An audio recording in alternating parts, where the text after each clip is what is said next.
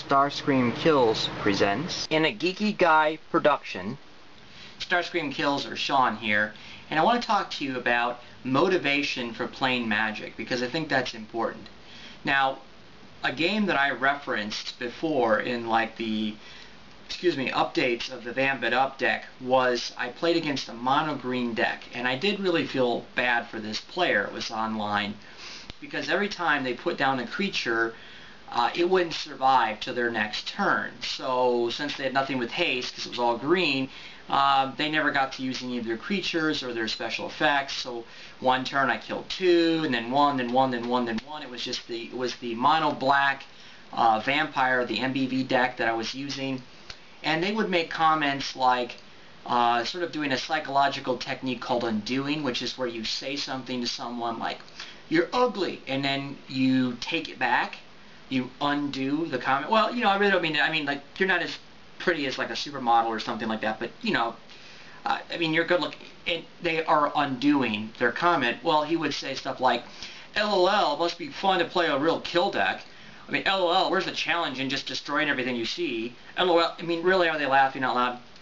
But it does point to an idea, those comments, about there is a way you ought, everybody ought to play Magic, and they must do it that way.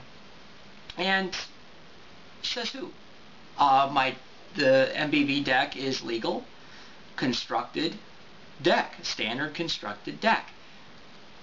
So I guess I've met all the shoulds, woulds, coulds, and oughts according to the rules. So part of it, though, is it's an underlying sort of psychological reasons about why we play Magic, and those are the things that I'd like to explore with you today.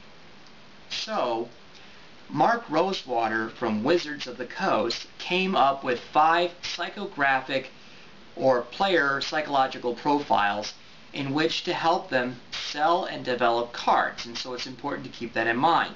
So let me briefly go through the names of the 5 types that Wizards came up with. First, there is Johnny, Timmy, Spike, Vorthos, and lastly, Melvin. If you and I can best understand which psychographic profile or profiles that we best fit in, it will help us avoid the one or two ends of the continuum, so we don't go to extremes and can find ourselves in some happy medium inside the middle of this continuum. So let me talk briefly about the two extremes. This is known as the champagne glass analogy of the distribution of wealth and resources.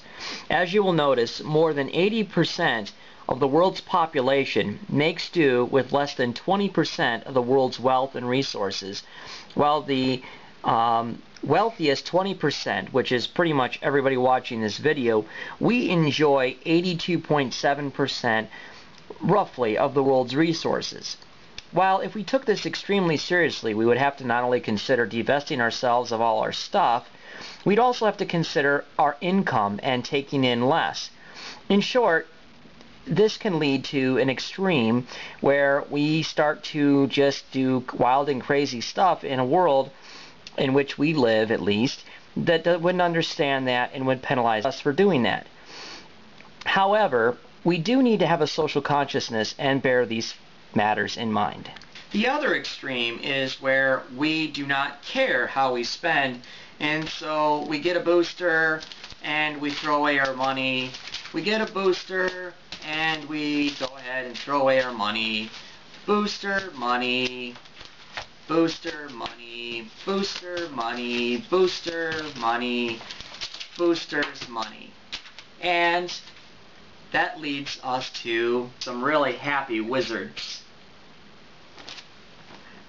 So the question is really what to do with this. I mean, after all, when I buy a booster, this is enough money to feed like 3 to 4 families for an entire day.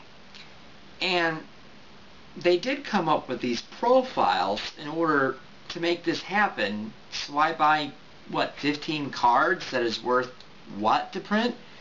But yet, does that mean I can't have any fun? I shouldn't have any form of recreation? That I should considering every little cent I spend and how it's wasteful?